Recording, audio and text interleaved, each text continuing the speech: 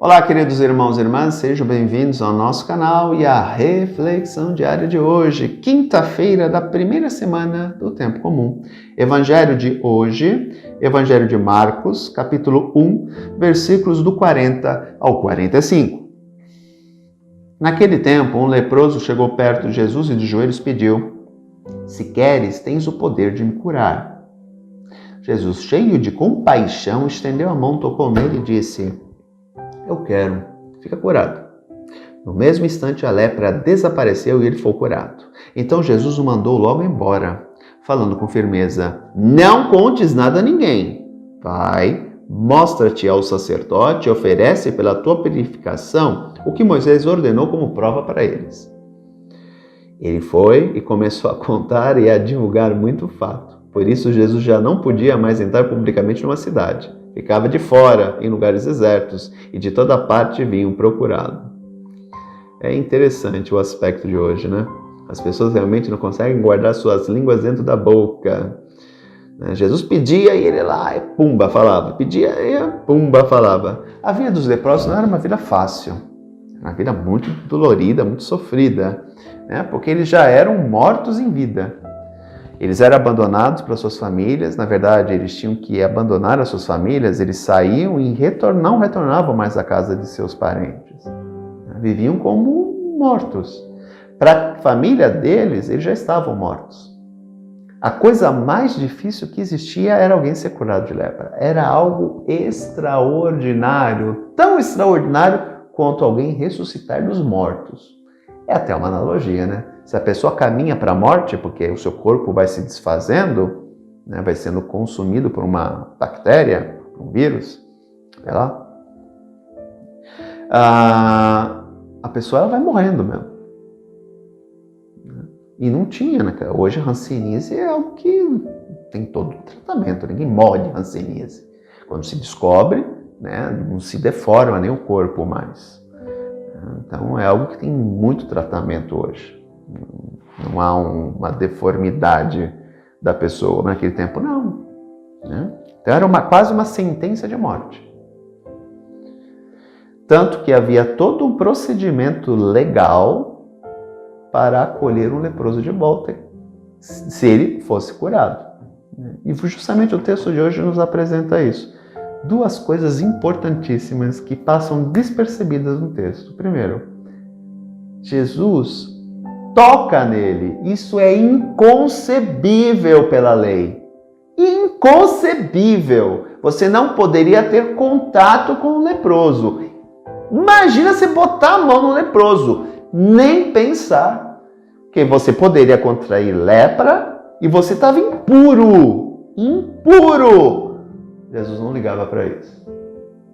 O que Jesus via era um ser humano que estava sofrendo. Daí a expressão, Jesus sentiu compaixão por ele. Ou seja, Jesus se colocou no lugar dele. Jesus viu o sofrimento daquele homem que estava ali, implorando: "Se queres, tens o poder de me curar." Imagina se Jesus não ia querer, gente. Uma frase cheia de efeito. E aí Jesus disse: "Eu quero, fica curado." E a lepra deixou na hora. E aí Jesus falou para ele: "Não contes nada a ninguém." Novamente repito aquilo que eu falei ontem, né? Jesus não quer que seja revelado quem ele é. Se ele não permitia nem que os demônios falassem, né? Ele mandava: "Cala-te, sai dele." E pumba, cala. Até os demônios calam. Agora o ser humano não se cala, não tem jeito. E aí o que acontecia? Ele mandou o homem fazer aquilo que estava na lei. Por que acontecia? Se alguém contraísse lepra, ele tinha que ir no sacerdote. O sacerdote atestava que aquele homem tinha lepra. Então ele era banido do convívio social.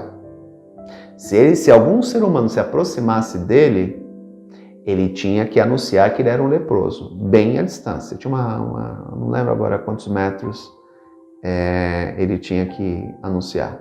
Então, o que acontecia com os leprosos? Eles viviam, às vezes, em colônias de leprosos, ou eles viviam no deserto, ou às vezes viviam até em cemitérios. Era uma situação muito triste isso.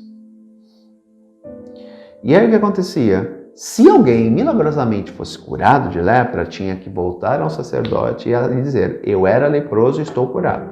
E aí o sacerdote fazia a análise, fazia os exames necessários para atestar se realmente ele era, se ele estava curado. Se ficasse comprovado que ele tinha sido curado, o sacerdote dava um atestado para ele de que ele não era mais leproso. E aí ele poderia ser reinserido no contexto social. Ou seja, ele poderia voltar para casa da sua família, ele poderia ter uma vida social. Entendeu? E aí é isso que Jesus fala, olha lá. Vai, mostra-te ao sacerdote, oferece pela tua purificação que Moisés ordenou como prova para eles. Aqui tem um sentido duplo, viu, gente? Primeiro, ele quer que aquele homem volte a ter uma vida social. E segundo, ele quer mandar uma mensagem implícita para os sacerdotes, de que há no meio deles um homem de Deus que está curando leprosos. Jesus mata 2 coelhos com uma expressão feia, né? Matar coelhinhos. Jesus, ele quer realizar 2 ações através de uma única. Último aspecto, como eu falei, brinquei, né? O ser humano não consegue guardar a língua dentro da boca. E aí o que acontece? Conforme Jesus ia curando as pessoas, eu acho até que não era por maldade, né? Um cara que foi leproso, que é curado, ele quer mais compartilhar isso com todo mundo. Eu acho que nós devemos encarar dessa forma, né? É uma explosão de alegria, né? Quando você está alegre e feliz, você quer falar o porquê você está feliz para todo mundo. Estou ligando para os teus pais, estou ligando para os teus irmãos, estou ligando para os teus amigos, estou ligando para todo mundo. Eu consegui um emprego que eu sonhava. Ou eu terminei a faculdade dos meus sonhos, ou entrei na faculdade dos meus sonhos, ou seja, tu está muito feliz. Então tu quer compartilhar isso com todo mundo. Eu acredito que a atitude deste homem foi por causa disso. Pensando melhor, eu acho que foi por causa disso. Só que isso gerou um problema para Jesus, né? Ele não podia mais entrar nas cidades, ele não podia aparecer publicamente. Vocês imaginem, né? Eu me lembro de algo muito importante que eu vi uma vez, né? Uma entrevista do Fábio de Mello. E ele dizia o seguinte, que quando ele ia andar em lugar público, shopping, teatro, cinema, ele tinha que andar com o telefone no ouvido. Aí todo mundo, mas por quê? Para fingir que ele estava falando com alguém, porque todo mundo parava ele e ele não conseguia fazer nada. Vocês imaginem Jesus, então. Como Jesus vivia naquele tempo. Porque aqui fala, sua fama se espalhava por toda a região. Jesus não tinha descanso. O texto, acho que foi ontem, anteontem, falava, né, da cura da sogra de Pedro, né?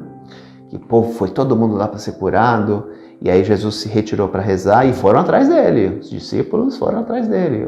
O povo está tudo à tua procura, tu imagina. Jesus não devia ter tempo para nada. Para nada.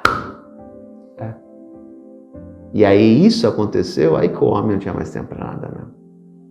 Então, queridos irmãos e irmãs, é compreender que o nosso Deus é o Deus da cura.